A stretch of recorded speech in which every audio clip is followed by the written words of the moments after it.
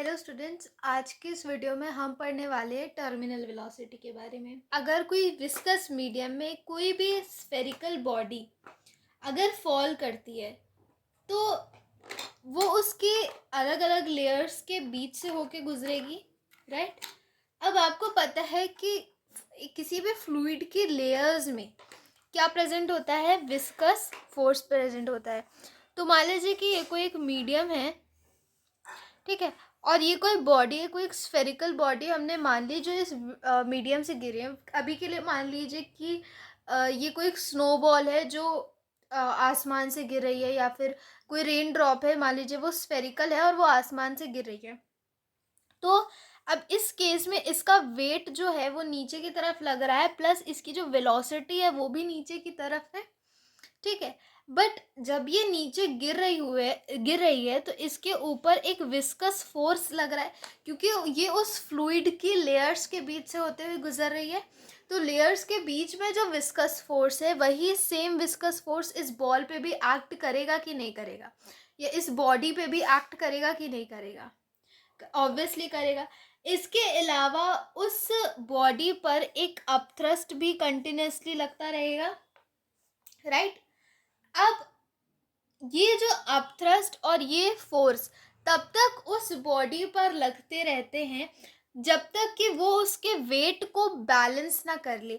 यानी कि एक ऐसी कंडीशन आती है जब जो बॉडी का वेट है वो उसके अप जो उस फ्लूइड के जो विस्कस फोर्स है और इस बॉडी के अपथ्रस्ट के, अब ये एक्शन हो रहा है, इस साइड वेट का एक्शन हो रहा है, तो उसका रिएक्शन होगा अपथ्रस्ट के फॉर्म में, ठीक है। तो एक टाइम ऐसा आता है जब बॉडी का वेट किससे बैलेंस हो जाता है, अपथ्रस्ट और फोर्स से, ठीक। पूरे मोशन में क्या होता है, पूरे मोशन में this weight is greater than the sum of these both, यानी कि अपथ्रस्ट और विस्कस फोर्स से ज़्यादा उस बॉडी का वेट होता है। लेकिन अब ये acceleration due to gravity G से ये बॉडी फॉल कर रही है, ठीक। अब जैसे जैसे अब एक्सेलरेशन लग रहा है उस पर 10 मीटर पर सेकेंड स्क्वायर का मान लीजिए एक्सेलरेशन लग रहा है, यानी कि हर सेकेंड पे उसकी वेलोसिटी कितने से बढ़ रही है, 10 मीटर पर सेकेंड से बढ़ रही है, ठीक है। अब जैसे अब आपको पता है कि विस्कस फोर्स क्या होता है, 6 पाई ईटा आर वी, ठीक है। तो जैसे जैसे वेलोसिटी बढ़ेगी वैसे वैसे उस पर विस्कस फोर्स भी बढ़ेगा, और जैसे जैसे विस्कस फोर्स बढ़ता जाएगा वैसे वैसे एक ऐसा स्टेज आएगा जब डब्ल्यू यू और एफ के बराबर हो जाएंगे, यानी कि जो बॉडी का वेट है वो अपथ्रस्ट और और फ्लूइड के विस्कस फोर्स के बराबर हो जाएगा। इस केस में जब ये सिचुएशन आ जाती है, उस केस में उस बॉडी की जो वेलोसिटी होती है वो कांस्टेंट हो जाती है, और उसी वेलोसिटी को, उसी कांस्टेंट वेलोसिटी को हम क्या कहते हैं, टर्मिनल वेलोसिटी कहते हैं। अब क्योंकि अभी बैलेंस हो गया, अब ये फोर्स और अपथ्रस्ट का सम वेट के बराबर हो गया है, तो अब इसके बाद वो वेलोसिटी नहीं बढ़ेगी और वो वेलोसिटी कैसी हो जाती है, कांस्टेंट हो जाती है। तो इसी कांस्टेंट वेलोसिटी को हम क्या कहते हैं, टर्मिनल वेलोसिटी।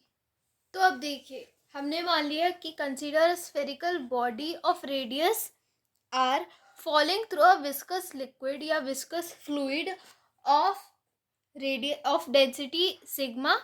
इसकी डेंसिटी हमने सिग्मा मान ली, और इस बॉडी की डेंसिटी हमने रो मान ली, और कोफिशिएंट ऑफ विस्कोसिटी इस फ्लूइड का जिसमें वो बॉडी फॉल करी जिसमें, उसकी कोफिशिएंट ऑफ विस्कोसिटी हमने मान ली ईटा। अब इस बॉल पे वेरियस फोर्सेस एक्ट कर रही हैं, उनमें से सबसे पहले फोर्स है upthrust which is equal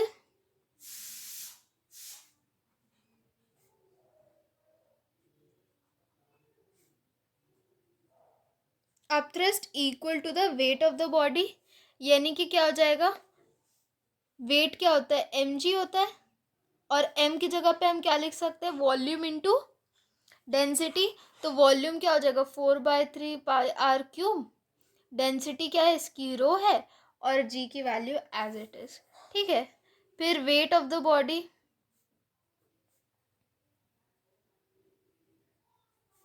acting vertically downwards, ठीक है, वेट तो डाउनवर्ड्स ही होता है।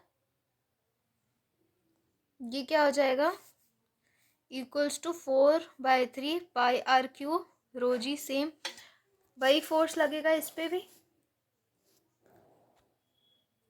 नेक्स्ट जो अब इस पे विस्कस फोर्स जो लग रहा है, that is force of viscosity, that is F. आप बाकी सब में भी नोटेशंस लिख सकते हैं, इसमें upthrust U, weight W, force of viscosity F, acting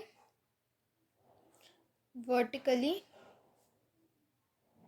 upwards, और आपको पता है कि ये हो गया यू, ये हो गया डब्ल्यू, और आपको पता है कि फोर्स ऑफ विस्कोसिटी की क्या वैल्यू होती है, 6π∗r⁵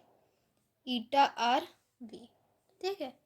अब आपको पता है कि जब कोई बॉडी अपनी मैक्सिमम वेलोसिटी को अटेन कर लेती है, यानी कि टर्मिनल वेलोसिटी को अटेन कर लेती है, तो क्या कंडीशन होती है, when body attains terminal velocity, तब क्या होता है, W is equals to U plus F. W क्या है, 4/3। यहाँ पे आपको करेक्शन करना है, अपथ्रस्ट ये बॉडी का नहीं है, ये किसका है, उस फ्लूइड का है जिसमें वो बॉडी गिर रही है, तो यहाँ पे इसकी डेंसिटी सिग्मा होगी, ना कि रो, यहाँ पे रो होगा, ठीक है। 4/3 πr³ रो जी, और यहाँ पे u की क्या वैल्यू है, 4/3 πr³ सिग्मा जी प्लस 6π∗r⁵, ठीक है। अब क्या करेंगे, अब इसको इधर लेके जाते हैं और इसको इधर ले आते हैं, या इसको हम इधर लेके आते हैं, तो 6π∗rv is equals to 4/3 πr³ जी, और अंदर क्या बच जाएगा, रो माइनस सिग्मा।